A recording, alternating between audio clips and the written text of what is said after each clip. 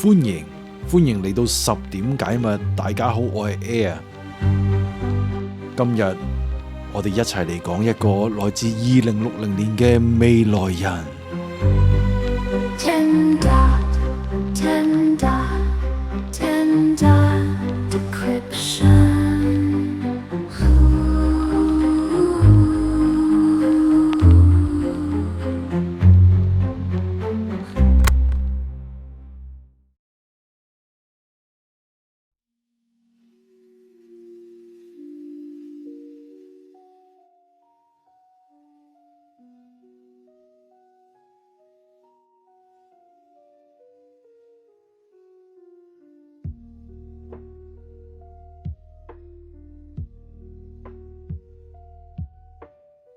再次歡迎你哋啊！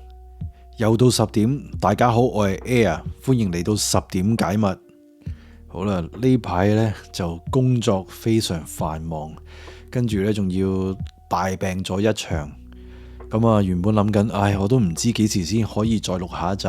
點知今日把聲 OK， 所以呢，我寧願瞓少一日，我都想做一集俾大家。咁呢，本來我係準備咗一個講 Jeffrey Epstein 嘅一個都市傳說嘅一集嘅，咁但係呢，實在心理上準備未夠足夠，我怕呢講得唔好，咁所以呢，今日呢，我哋就講一個比較輕鬆啲嘅一集，就係一個呢自稱呢係由2060年翻咗嚟嘅一個未來人，咁佢真實出現嘅時間呢，就喺2019年嘅。咁佢嚟到而家咧已經有5年啦，所以今集咧我哋可以一齊扮勁咧去 judge 佢，咁就睇下佢講呢一啲嘢咧係真係應驗到啊，定係真係佢又係嗰啲即係好留意時事啊，睇好多新聞啊，跟住就喺度扮勁嗰啲水王啦。好啦，喺正式開始之前呢，請大家繼續去支持去 follow 我嘅 Threads， 咁喺 Threads 嗰度呢，我就會 keep 住 update 最新最快嘅 UFO sighting 嘅資訊或者啲靈異嘅消息俾大家知道啦。好啦，咁我哋就開始咧講一講呢個未來人。咁呢個未來人呢，就喺2019年嘅6月22號呢，就出現喺國內大陸嗰度呢一個社交網站叫做豆瓣裏邊，咁有兩個小組呢，一個叫做窮遊小組同埋叫蘇珊米勒小組嗰度出現嘅。咁呢個未來人呢，佢個網名呢就叫 KFK。咁佢一出現呢，就向全世界去宣告，佢就係一個時間裏邊嘅窮遊者。咁即係好似一個 time traveler 嘅一個 backpacker， 即係好似個背包客咁嘅身份，但係呢，就進行緊一啲時空嘅旅程嘅人咁樣。咁呢，佢就出生於2020年喺上海嘅靜安區啊！你睇下幾有趣，佢呢就嚟自2019年嘅，但係出世呢就喺2020年幾 dramatic。咁佢自稱呢，佢係一個男性，咁已經係結咗婚噶啦。咁佢太太呢，就出生喺2019年嘅。咁喺2020年至到2028年呢個期間呢，佢就生活喺上海，跟住其次呢，就係喺昆山、湖州同埋寧波嘅地區嗰度生活嘅。咁2048年之後呢，佢就因為一啲安全嘅問題，所以佢就移民咗去澳洲。咁佢形容呢2019年呢，就係呢一個世界裏邊一個好黃金嘅一年。即係有好多大事件，有好多改變世界嘅嘢都喺呢一年嗰度發生，咁所以呢，佢就選擇咗喺呢一年嗰度出現，咁亦都咧選擇咗豆瓣呢一個 forum 去同大家去討論。咁佢出現咗呢個時間裏邊呢，佢同好多人係討論咗好多嘅問題嘅。咁我而家就由呢一度開始呢，就將我捉到嘅問題，就逐個去問同埋答咁樣去講俾大家聽。咁我哋就一路講嘅時候呢，我哋大家就一齊去 judge 下啦。咁之後呢，去到最尾呢，我都會講一講我嘅感受，即係對呢一種未來人嘅感受，同埋佢講嘅嘢可唔可信呢？咁我就會喺講晒呢一啲佢啲對答之後呢，我就會分享俾大家知。咁因為佢嘅對答呢都比較多嘅，咁我就唔想喺中間呢，我成日都加埋我啲個人意見落去呢，就拖到件事好慢。咁呢，我哋就輕輕鬆鬆就一路係聽下呢啲對答，就一齊笑下或者去 judge 下咁樣啦，好冇？好，咁我哋開始啦。咁啊，第一個問題，未來人類出去旅行啊，係乘坐乜嘢交通工具嘅呢？咁佢就答啦，科技發展呢並冇想象中咁遙不可及嘅。喺2048年之前呢，旅行呢係仍然要靠飛機同埋呢啲磁浮嘅列車嘅。第二個問題，你係人定係機械人呢？佢就答，我係人。第三個問題，見你提到戰爭疾病好多次，呢啲邪惡國家係指後邊發生戰爭嘅國家嘛？呢次戰爭嘅規模有幾大？係咪使用咗大型嘅核武呢？帶嚟嘅破壞之後啊，最大嘅技術進步係咩領域啊？咁佢就咁答，係全球性嘅戰爭，中心呢喺三大洲嘅交界處，比個別使用核武器呢係更加恐怖。戰爭之後呢係冇技術上嘅進步，但有精神上嘅進化，否則呢，佢話我就唔會喺呢度出現啦。好，第四個問題，係邊一度嘅戰爭啊？咁佢就答，牽扯到全球呢兩個世界嘅文明，地點呢係三個大洲嘅交界，我只可以講咁多啫。第五個問題，戰爭嘅形式係短兵相接啊、炮火紛爭啊，定係呢傾向於一啲數據模擬嗰一種啊？咁佢就咁答，係屍首成堆，血流成河。哇，咁都幾恐怖啊！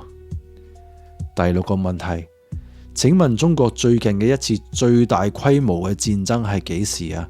係咪發生喺沿海㗎？咁佢就咁答，唔喺中國本土嘅，喺三大洲嘅交界。咁即係又係講緊頭先嗰個大戰。第七個問題，近幾年會有戰爭嗎？咁佢就咁答，2048年之前呢，唔會有全球性嘅戰爭，但係局部嘅戰爭呢係冇停過嘅。咁我諗中東啊，特別係非洲啦，咁我識一啲非洲嘅朋友，咁佢哋嗰啲家園呢，其實嗰啲新聞每日都係打緊仗，好恐怖。好，第八個問題，洪水爆發生喺邊一年呢？咁佢答，未來呢唔會有洪水，但係會有熱浪同埋極端嘅高溫呢係煎熬緊我哋嘅。咁第九個問題，你喺2060年仲買唔買得起樓啊？咁佢就咁答啦。2060年嘅樓呢係唔係貴重嘅物質嚟嘅？哇！如果係咁就好啦，咁人呢就可以更加專注翻去生活嗰度，就唔使做樓奴啦。好，第十個問題，100蚊可以買到啲咩啊？咁佢用普通話去問啊，100塊咁嘅意思。咁佢咁答啦，2060年呢，貨幣係冇塊呢一樣嘢嘅，即係冇100蚊嗰個意思。咁可能係咪去中心化呢？咁可能係啦。第11個問題，國家開始分配對象了嗎？佢就答啦，沒有。第12個問題，地球各方面嘅狀態係點啊？人類揾到清潔替代嘅環保能源未啊？大家過得開唔開心啊？更焦慮啊，定係更幸福呢？咁佢就咁答，更焦慮，因為饑荒、地震、戰爭咧係非常之頻繁，有唔少人呢仲懷念翻呢2000年至到2030年之間嘅美好時光。哇！咁即係可能我哋而家先係喺天堂，我哋仲未落地獄。好。第13個問題，點解要嚟2019年啊？咁佢就咁答，因為今年呢地球上有好多事情發生啊。望翻轉頭呢，呢個係人類轉折嘅一年。喺2049年呢，有一部智慧嘅卡劇啊，你可以理解呢，佢係2019年嘅網劇咁樣啦。名字呢就叫做2019，係一部懷舊片嘅片嚟嘅，仲要係全球熱播。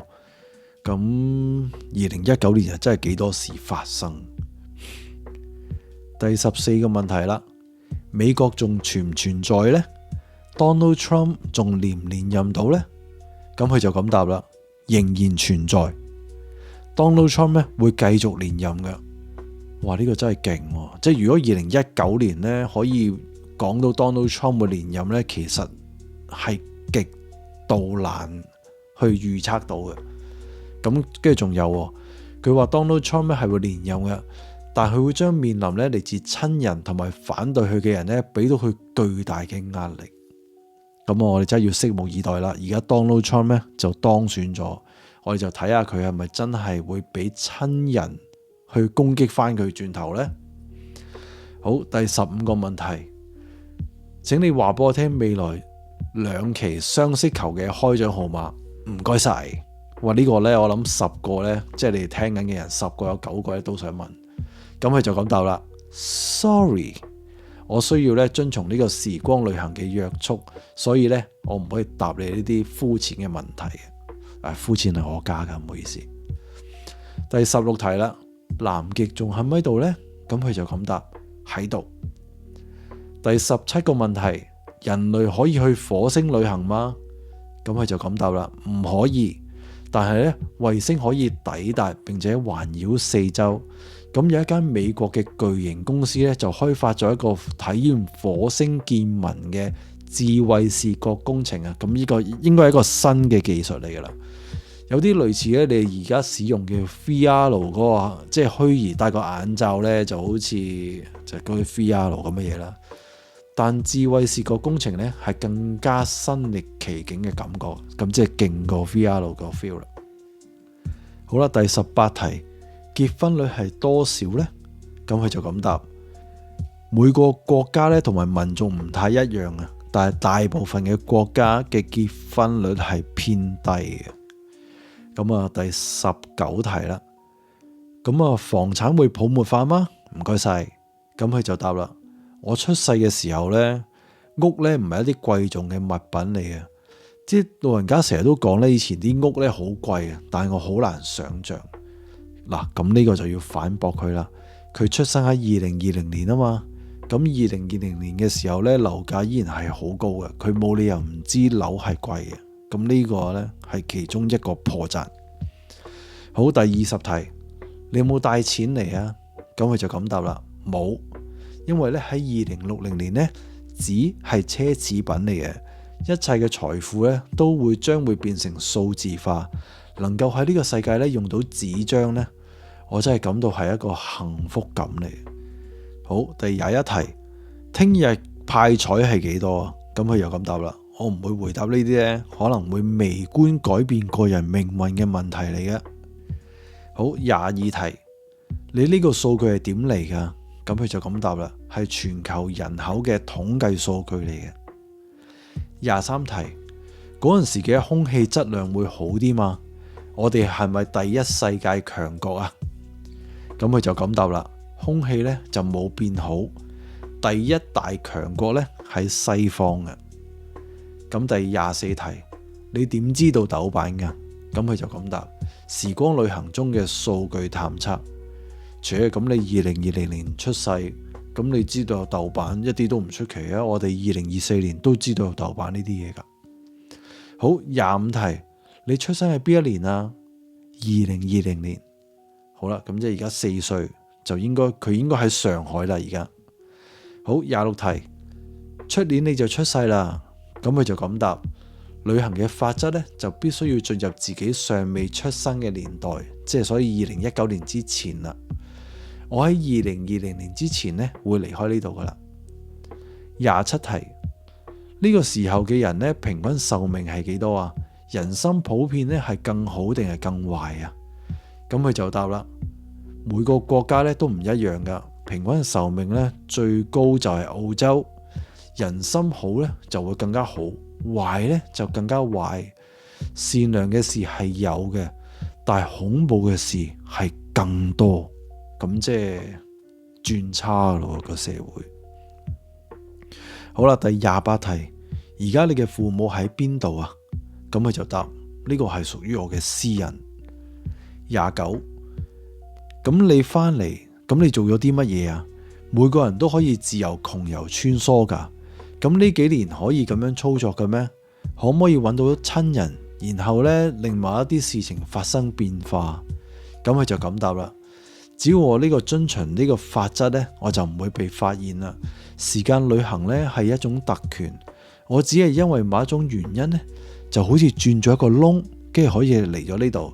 但係我唔會利用呢一種事情呢去做一啲非法嘅行為嘅。第30題，點解你要用繁體字啊？我哋簡體字用唔到咩？咁佢就咁答啦。因為呢，我一直都係用繁體字嘅，我亦都習慣咗啦。我都可以使用英文嘅咁樣。好，31題，咁你過嚟嘅意義係乜嘢啊？咁佢就答啦，上面已經答過啦。2019年呢係比較特殊嘅一年，亦都係我出生之前嗰一年嚟噶。我嚟呢度呢嚟睇一下，並且呢，我想對2019年嘅人呢就俾一啲善意嘅提醒嘅。32，移動通訊嘅技術啊，有冇進步改變咗啲咩啊？以後仲會有6G 啊、7G 啊、8G 啊呢啲咁嘅嘢噶？咁佢就咁答啦。7G 之後呢，就唔會再有 G 呢一個命名啦，因為已經到咗另一個階段，時間呢係2048年之後，咁即係2048年之前呢，仲係用緊 7G 同埋 8G 啊，7G 啦咁樣咯。33，所以處於當下嘅時空，我哋呢點樣先可以嚟一次時光嘅旅行啊？咁佢就咁答 ，sorry 冇辦法，但係你可以呢，微觀地通過改變你生活嘅節奏嚟體驗你時間嘅唔同。時間呢，只係一個相對嘅概念嚟嘅啫。咁即係好似我而家錄呢一集咁，我咧放棄瞓覺嘅時間，咁我咪好似嚟咗個 time travel，突然間多咗時間錄一集咯。好，34，咁萬一你喺呢度死亡，咁你點算啊？咁佢嘅答案呢係我唔會死。咁即係佢唔係一個實體咯，即係佢係啦，佢唔係一個實體，但係我可能會俾佢哋提前發現，而被逼咧提早離開呢一度。OK， 好，35，你嘅出生地喺邊一度啊？有冇同你一齊嚟嘅旅行者啊？咁佢就咁答啦。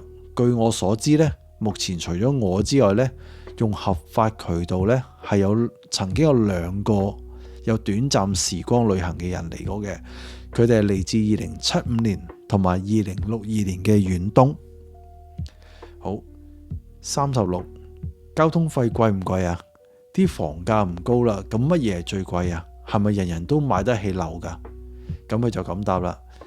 2060年呢，公共交通工具係免費嘅，日常比較貴嘅消費品呢，就係一啲水果啦同埋牛奶，只有有錢人呢先可以食到嘅啫。咁樓呢，就係用極速嘅工具建造嘅，除非呢特別富有嘅人啦，佢哋置頂呢係用木頭做材料嘅。一般嘅人呢，都可以申請建造自己嘅屋，咁成本都很廉價嘅啫。哇，係就好啦，即係好似嗰啲日本嗰啲廁所呢，就咁啤出嚟，哇，咁都幾正喎！如果係咁，即係 3D 打印間屋出嚟，正。好，37，以後最新興嘅行業係乜嘢啊？咁佢就咁答啦。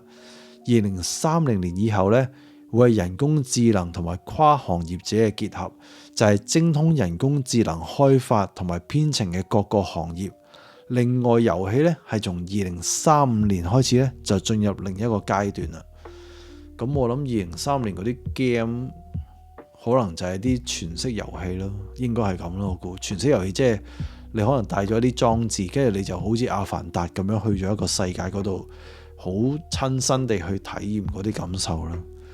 咁跟住又講呢個新興行業咩人工智能同跨行業者結合，其實而家2024已經係咁啦。即係我都做緊同樣嘅嘢啦，係嘛？唔使2030啦。好，38題，我仲活着嗎？咁佢就咁答啦。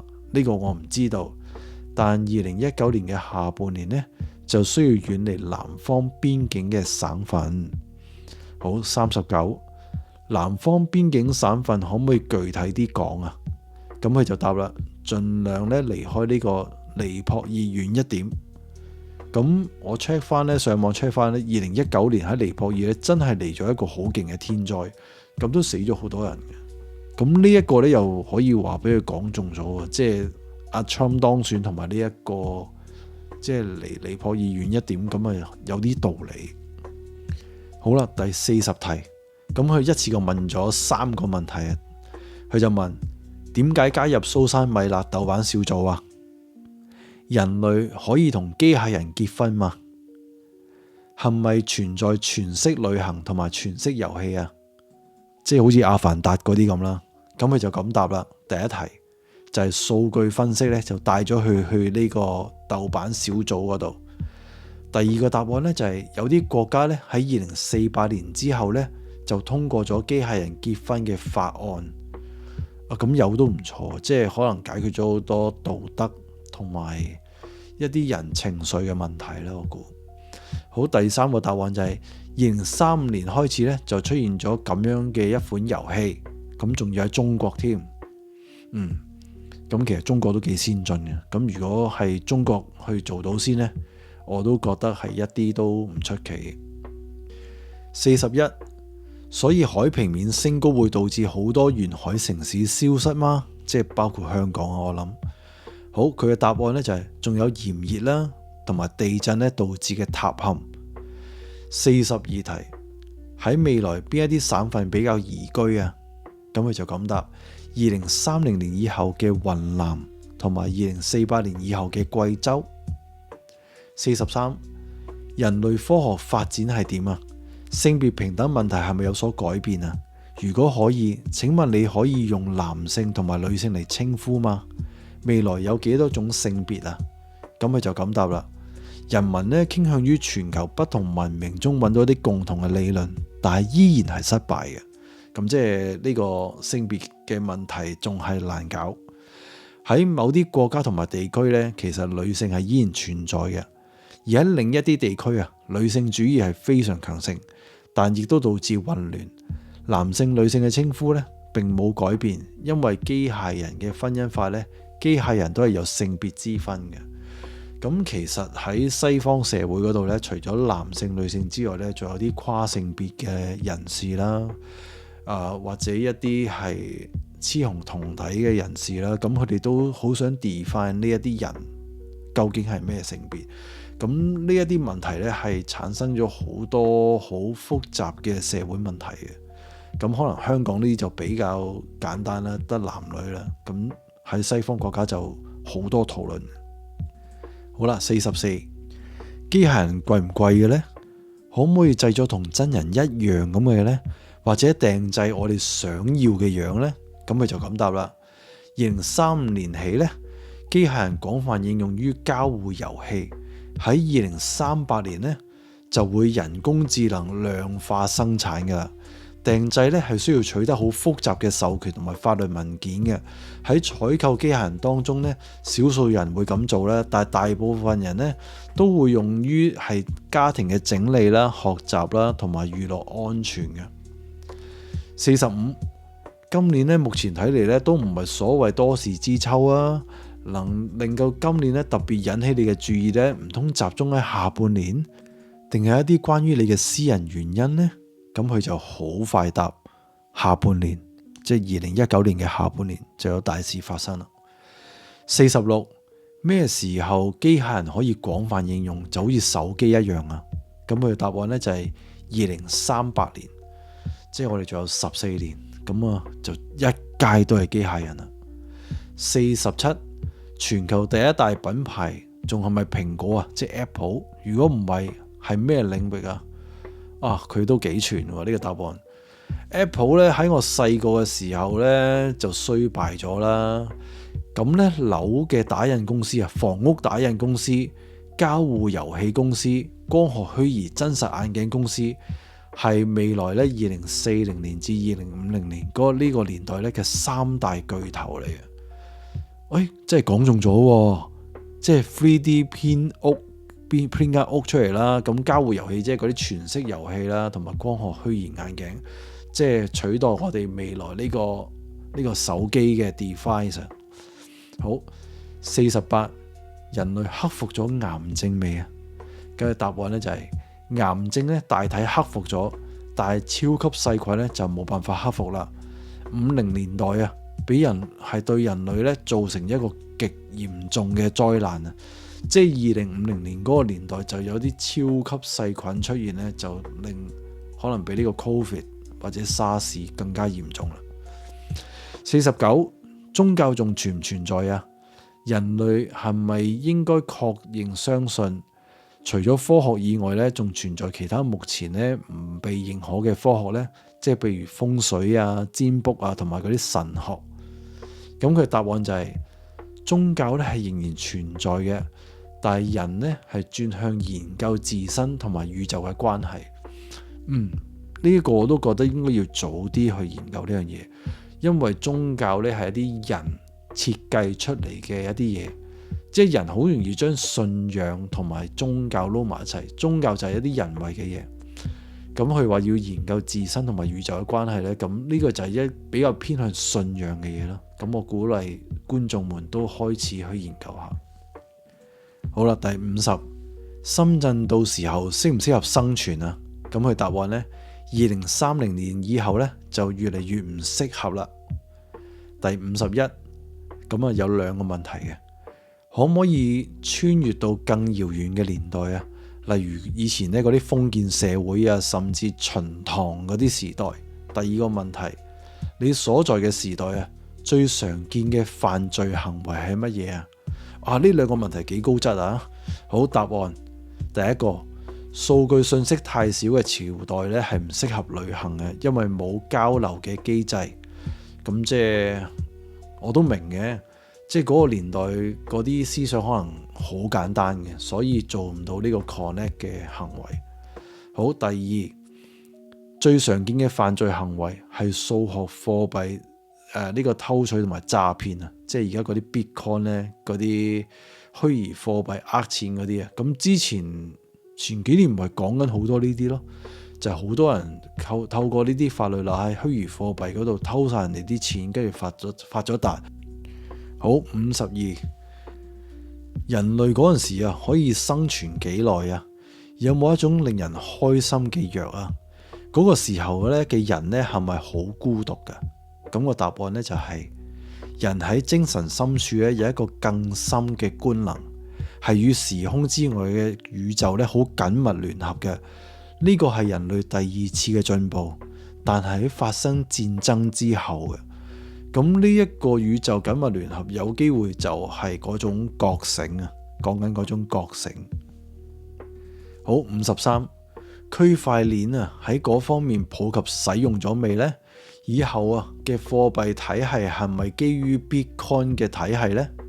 咁佢答案係最廣泛應用嘅區塊鏈呢係一啲邪惡嘅國家，全球大國呢仍然盡量避免呢啲貨幣體系呢係去中心化嘅。哇，幾有骨喎呢句說話。好，54，中國嘅房價喺咩時候開始進入下滑呢？呢個人肯定係做緊投資嘅。咁佢個答案就係確切嘅年代呢，我就唔記得啦。但係喺我記憶裏邊呢，冇好清晰，應該係喺20年代嘅早期，即係2020年嘅早期開始，即係而家咯。咁好似又講中咗喎。好，55，都係問房價一樣嘅嘢，咁唔使理佢啦。56，你係 man 還是 female？ 咁佢答案呢就係喺2060年呢，我係一個男性嚟嘅，但係進入咗時間旅行嘅時候呢，我就唔會再有性別噶啦。好，57，今年到咗2060年，有冇外星人到訪啊？人類會發展出超能力嗎？你嗰個年代呢，仲睇唔睇戲噶？嗰個年代嘅 superhero 有咩超能力啊？咁佢答案呢，佢話唔會發現外星人，但會發現呢從前冇發現嘅生命特徵，係從地底、海洋之下嗰度出現嘅。比起電影呢，我更加中意交互遊戲。咁呢個佢話係個戰爭之前，戰爭之後呢，我哋就開始進入另一個階段啦。咁係咩階段呢？佢又唔講。咁佢呢度講呢話嗰啲咩生命特徵呢，從地下、海洋之下出現呢。咁最近嗰個聽證會啊 UFO 聽證會啊，都有講緊呢，佢哋見到一啲 UFO 呢，由天上面係沉落個海嗰度，同埋呢有一個係喺個海嗰度呢，走咗上個天度，再同天嗰個 UFO 呢係有一啲聯繫嘅嘢。好，58，人類嘅幸福指數更高嘛？邊一個地區生活嘅人呢會比較快樂啊？咁佢就咁答：如果單單係物質層面嘅幸福呢，喺30年代以前呢，人類都係幸福嘅。如果喺精神層面嘅幸福呢，喺50年代開始呢，人類係進入另一個階段嘅。咁我想問大家，即係如果係你啊，你會揀物質層面嘅幸福啊，定係精神層面嘅幸福啊？你不妨留言話俾我知啊。好，59，請問你最想對我哋2019年嘅人講啲乜嘢啊？另外，請問未來嘅父母、妻子、子女呢啲傳統嘅家庭理論關係係咪仲存在㗎？而家學習各類外語喺未來有冇用啊？以後電影、電視呢啲做夢嘅行業仲存唔存在啊？咁佢就咁答：希望2019年嘅人記得上半年係你哋最美好嘅一年，下半年開始進入動盪，會係人類未來嘅常態。父母、夫妻、子女關係咧，會喺動盪中顯得弱不禁風。好多倫理嘅嘢咧，會因為災難、饑荒、戰爭咧而變得冇意義啦。語言嘅障礙咧，會喺2035年之後咧完全清除嘅。我個人就唔係好同意。我覺得咧，未來呢2年呢，就會出現一啲新嘅技術或者一啲設備係可以做到即場 translate 嘅功能嘅。咁到時呢，語言障礙應該就會解決咗好多。好，60，魔法有冇被科學證實咗，或者係證實佢係假㗎？其他超自然現象啊，例如鬼魂啊、其他空間啊嗰啲啊，你點睇啊？咁佢就咁答：2050年之後呢，呢啲嘢呢都唔係啲咩奧秘奇怪嘅事啊。61，如果揀一部2019年之前上映過嘅科幻電影，構想嘅畫面、整體嘅情況最似你而家講嗰個年代，會係邊一部電影啊？咁佢就答：近乎沒有。62，你所在嘅年代啊，人哋係點樣去看待自己生活㗎？令人覺得呢個社會係向上揚發展呢，定係向下退後？你哋嘅時代有啲咩對未來可預見性嘅判斷啊？咁佢嘅答案咧就話：你哋問得呢個問題問得好好。我哋係人類歷史嘅依賴，空前注重發展內在文明嘅時代。因為好多嘢咧喺戰爭之後咧，就好似咧揭開咗神秘嘅面紗一樣。對於真實宇宙咧，其實係達到鼎盛嘅。人類咧因為苦難咧而轉向真實嘅意義。就咧，我個人認為咧係進步嘅。未來我哋咧會進入咗另一個全新嘅階段，最終咧達到一種萬有歸一嘅階段。哇！呢個勁喎，如果係咁，呢個歸一真係勁喎。63，2048咧，你嘅回答裏邊有好多一個咁樣嘅年份。咁請問嗰一年係咪好特殊嘅一年啊？跟住佢嘅答案係話係，唔單止對中國，對全球都好特殊，即係2048年有一啲好大嘅轉折，對於呢個地球。咁64題又係問戰爭係幾時？咁第7題已經答咗啦，所以唔答啦。65，旅行者，你哋都要瞓覺嗎？咁佢答案就係呢：陽光即將離去嘅地方呢，係我旅行開始嘅地方。月光照射嘅地方呢，就係我停留嘅地方。我嘅旅行呢，係唔限於喺呢一度嘅。咁即係講咩呢？即係夜鬼咯，一句咪答完咯。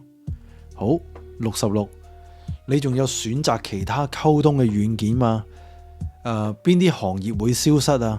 邊邊啲行業會一直延續啊？信息高度發達嘅社會，工業發展係點呢？今年下半年會發生多少影響深遠嘅大事啊？主要係邊幾個月啊？咁佢就答啦，除咗呢度，我冇選擇用其他嘅溝通機制，我有一啲個人嘅原因，但係呢啲係我嘅私隱嚟嘅，即係我講笑啊，即係佢個 account 俾人 blacklist 咗，所以得豆瓣侵佢玩啫。好，67，機械人會發生暴動嗎？咁嘅答案呢就係喺我所在嗰個年代呢，係未發生過機械人自主攻擊人類嘅現象，但 LAWS 嘅組織，即係我唔知呢個係咪未來先會發生，一直堅持危機嘅存在，即係一啲權威嘅人出嚟就會講機械人係一個威脅，咁雖然事實冇發生過，但係一路去製造呢一啲輿論，令到機械人可能唔係好受歡迎咯，我估咁啦。好，68，好想知道2030年後我哋仲能夠自由到其他國家旅行嗎？出國留學會唔會受到影響呢？拜託你覆我啦。咁佢就答啦，2030年以後呢係可以嘅，但係喺2048年以後，旅行同埋留學呢將會係冇意義嘅。哇，好期待呢個2048年發生咩事啊！好，69，2060年有咩係好稀缺嘅？咁嘅答案呢，按照現在嘅物質衡量呢，2060年所有物質都係稀缺嘅。哇，好大鑊啊！好，70，喺嗰個時候啊，網絡仲需唔需要？喺嗰個時候啊，上網咧仲需唔需要翻牆嘅？咁個答案咧就係 WiFi 衛星咧全球普及之後咧，翻牆就唔存在啦。喺我年少嘅記憶裏邊咧，就冇咗翻牆呢樣嘢啦。好，71，咁到咗你嗰個時代啊，仲有冇專門嘅老師嚟教育小朋友噶？仲有冇學校存在噶？咁咧答案係存在嘅。好，72，咁我哋而家做啲乜嘢去預防或者注意啲乜嘢呢？累積啲乜嘢能夠幫助到以後嘅我哋嘅本身啊？咁佢就咁答啦，需要咧擴闊咧喺內陸揾到合適居住嘅地方，因為極端氣候咧會導致好多城市無法生存嘅情況出現。73，你會愛上2019嘅人嗎？佢就答啦，我嘅太太咧就喺2019年出世。喂，識講嘢啊，答得好好，好浪漫。74，日本福島核輻射啊，喺呢幾年嚟帶嚟啲咩影響呢？做過近視手術嘅人啊，2060年仲好冇噶？咁佢就答啦，日本會有更大嘅地震，冇得唔遷都啦呢一鋪。咁樣另外下一個答案就係30年代智能眼鏡植入眼球呢，就改變晒生活啦。咁可能咩近視啊嗰啲嘢就冇晒啦，同埋眼睛嗰個功能應該係你睇 Marvel 嗰啲咁啦。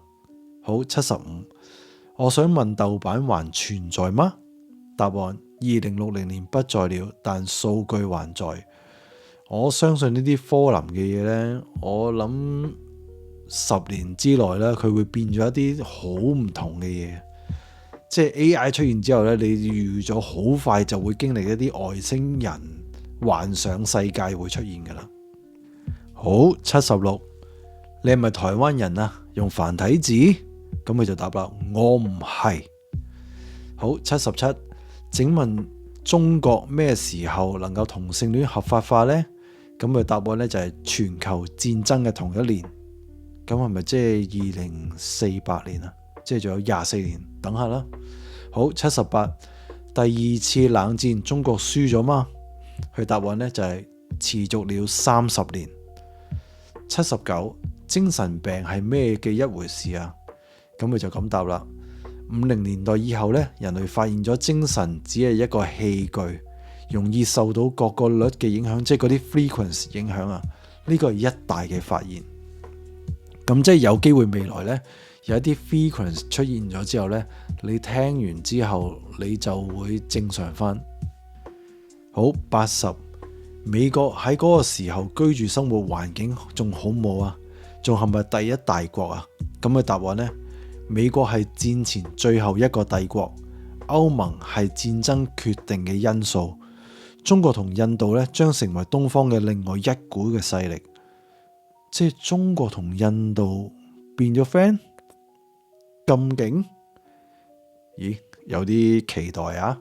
好，81，話俾我聽而家行情適合炒股嗎？好，答案喺我青年嘅時代呢，全球股市喺1個小時之內全部失去意義。哇，正喎，我都想睇下。好，82， 2060年社會學呢門學科喺中國發展點樣啊？咁佢就咁答啦，社會學係失去咗意義。83，未來邊個行業發展更好啊？大家係咪都係飲奶茶？火鍋你仲食唔食噶？明星仲受唔受追捧呢？邊個城市發展最好啊？呢啲好地道嘅問題啊，幾有趣。咁佢就答呢，有啲奶茶係奢侈品嚟嘅，火鍋呢，喺2048年之前呢仲成日食嘅。有趣有趣。好，84，又問啦，你係咪台灣人啊？點解你打繁體字啊？咁佢忍唔住答啦，我喺上海出世嘅。好，85，一邊話2019年係自己出世嗰一年，一邊咧又話自己出世嘅時候呢啲樓唔貴嘅，咁即係出年啲樓就好平啦。即係佢2020年出世啊嘛，咁佢就咁答啦。我唔係好關心樓呢樣嘢，我只能講一個印象，到咗2020嘅年代，樓就開始唔值錢啦。咁啊，大家拭目以待啦。好，86，最流行嘅全系遊戲叫乜嘢啊？係咩類型噶？咁佢就答啦，簡稱 OS， 懷舊主題。我唔識，有冇啲打機嘅人可以答到我呢個問題啊？簡稱 OS， 懷舊主題，咁即係咩啊？好，87，未來係咪再用手機噶？如果唔係，你邊度揾到部手機啊？即係佢講緊呢，你唔用個手機上豆瓣留言，即係你點樣同我哋傾偈咁樣啦？仲有啊，你做咩用簡體字啊？咁樣，咁佢就答啦，時間旅行嘅交流機制呢，好難同過去嘅你解釋啊。繁體字呢，只係一個語言嘅勾選。嗱，咁呢一個係一個暗示，可能就係佢用緊嗰個 translate 嘅 device 去做緊一啲嘢。好，88，第3次世界大戰打咗未？佢就答啦，打咗，即係2060年之前第3次世界大戰就打咗啦。好，89，以後仲有婚姻制度嗎？可以娶幾多個老婆啊？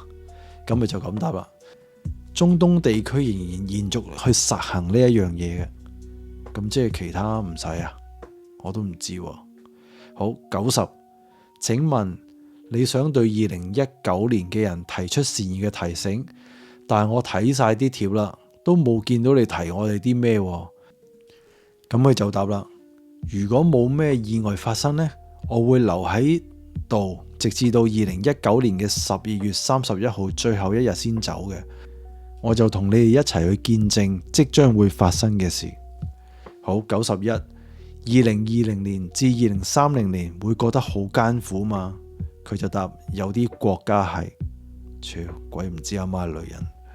92，現在學小語種仲有冇意義啊？咁佢就答啦，希臘文或者希伯來文會比較有意義。好，93，請問 TFBOYS 解散了嗎？咁可能係一啲國內嘅一啲好流行嘅組合啦，或者偶像啦。跟住佢就答啦，無不散的筵席。廢話。好，94，你嘅穿越已經改變咗未來，所以我哋擁有嘅係一個唔同嘅未來，係咪啊？咁佢就答啦，我嘅形態同你理解嘅穿越並唔一樣，所以我唔會改變未來。並且唔會有人真係相信我，但我會喺呢度提醒我想提醒嘅嗰個人，直到幾十年後對他造成影響。好啦，呢度有一個女性嘅她，咁佢太太呢就係2019年嗰度出世，咁應該呢，佢就係喺呢一度留言，就係想提醒佢嘅太太啦。好，95，你係嚟傳教噶嘛？佢就答唔係。咁96同其他問題重複啦。97，你嘅穿越亦都係平衡宇宙嘅理論嗎？如果你話唔會造成改變未來，咁未來有平衡宇宙嗎？咁佢就答啦，並冇平衡宇宙，只有時間嘅觀察者。咁即係咩呢？好，98，樓主好高興咧能同你相遇喺豆瓣。我相信呢，自從睇到呢一個貼之後呢，呢個就係唔平凡嘅一日嘅開始啦。好榮幸呢，能夠同你一齊見證不平凡嘅2019年嘅下半年。有幾個問題呢係想同你一齊探討嘅。第一個問題，2060年物質匱乏，犬戒主義是否大行其道呢？第二個問題，2060年人類更注重內在探索同埋人同埋宇宙嘅關係啊。呢個呢同好多宗教嘅內在哲學呢係不約而同。咁係咪意味住宗教嘅創建者都有可能係時間嘅旅行者呢？第三個問題，2060年人類已經可以太空探索啊，咁樣係咪有發展太空資源以解決人類物資匱乏嘅局面呢？做一個宇宙資源嘅掠奪者嘅發展方向呢？咁佢就答啦，2060年嘅人呢係變得充滿敬畏，對眼所不見嘅世界呢有更多嘅探索。物質呢近1000年以嚟呢係最被輕視嘅。即係呢1000年嚟，可能2060年嘅人對物質嗰種需求係最少嘅。好，99，中國喺第3次世界大戰處於咩位置？係咪有戰隊啊？咁答案呢係與美國、歐盟、以色列對抗。咁呢，但係就與中東同埋印度去聯盟嘅。咁啊，睇下係咪咁樣啦。好，最後一個啦，100條。從 5G 到 7G 用咗29年，咁佢就答啦，冇錯嘅。咁後者呢係比前者複雜嘅，咁即係意味住 5G 同埋 7G 嘅嗰個技術呢，可能係分別係極之大。好啦，其實佢仲有好多個呢啲 Q&A 嘅答案，即係好似係有超過250個左右咁樣啦。咁但係呢，我哋而家就睇咗100個啦。咁我唔知你點睇。咁我個人呢，我就覺得未來人即係嗰啲形式咁樣嚟，我又覺得好似比較弱咯。我覺得呢啲好似預測多過真係知道咗嗰件事發生，再翻嚟過去展示自己我係一個未來人嗰樣嘢，即係呢個說服力比較低。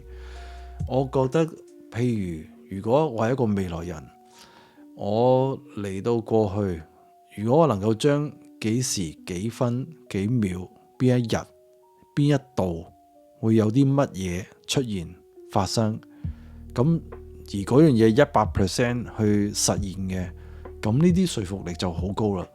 咁又話咩驚咩違反嗰啲過去嗰啲守則啊嗰啲嘢，咁你可以揀一啲唔係咁複雜、影響性冇咁高嘅嘢去證實都得噶嘛，係咪？咁所以我就覺得未來人呢樣嘢都幾有趣。最多只係呢一個人佢比較多時間去研究時事啊，睇好多資料啊，跟住就去作一呢啲嘢出嚟，就同大家開心下咯。咁呢，通常都係咁啊！你咁高調走出嚟呢，就實有人呢去 challenge 你啊，或者起你底啊咁樣。咁呢，就有啲網民呢，就睇完佢啲評論之後，即係佢嗰啲問答之後呢，就推斷呢個 KFK 啊，佢個真人本身呢，佢應該係一個男仔嚟嘅。咁啊，大概19至22歲嘅可能性好高。咁啊，大概應該係中產階級偏下啦，係文科仔嚟嘅，即係覺得佢嗰啲理科嘅嘢好渣嘅，係一個文科仔嚟嘅。咁亦都有網友呢，透過自己嘅調查解釋之後呢，就推斷呢個 KFK 呢係同呢個豆瓣啊呢個 forum 裏邊其中一個用戶叫 JC 嘅身份係相同嘅，而佢亦都透過呢個 JC 呢個 account 呢，再去刮嗰個真人究竟係咩嘅。佢最後呢，就揾到有一個人嘅名叫做張浩文，係住喺上海，但係嚟自台灣嘅作家嚟嘅。咁所以佢哋就咁推斷就係起咗呢個底，抄咗呢個 JC 同埋呢個 KFK 係一個相同身份之後，而得出咗呢一個 account 擁有嘅人叫張浩文，係一個台灣嘅作家，而家咧就住喺上海。咁都幾拎噏到喎，咁樣。咁我唔知呢個 KFK 係咪就係張浩文啦？咁我自己個人覺得咧，呢一個未來人 KFK 就比較水分就比較高。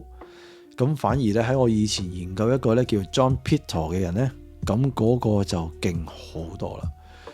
即係起碼佢有講時光機啦，有一啲科學嘅理論啦，亦都即係佢嚟到咧要買一部舊嘅 IBM 嘅電腦，就係因為佢有一啲曲要解決，而佢嗰個時代咧係冇呢個技術，佢就要翻嚟揾呢一樣嘢。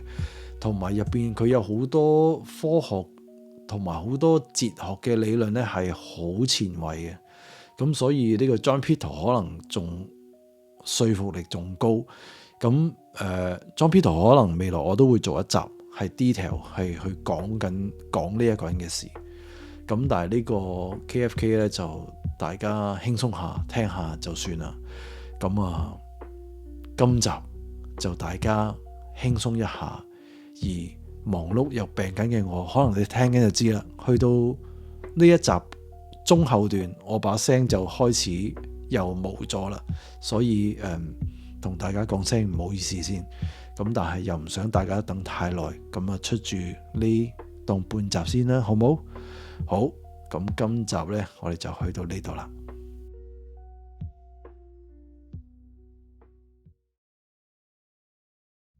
好啦，今集又嚟到呢度啦。如果你中意呢條片嘅，就請俾個 like。如果你想有下一集嘅，就請你 subscribe。歡迎你留言同我傾偈同埋討論，我睇完係會覆你哋嘅。歡迎嚟到10點解密，大家好，我係 Air，我哋下集見。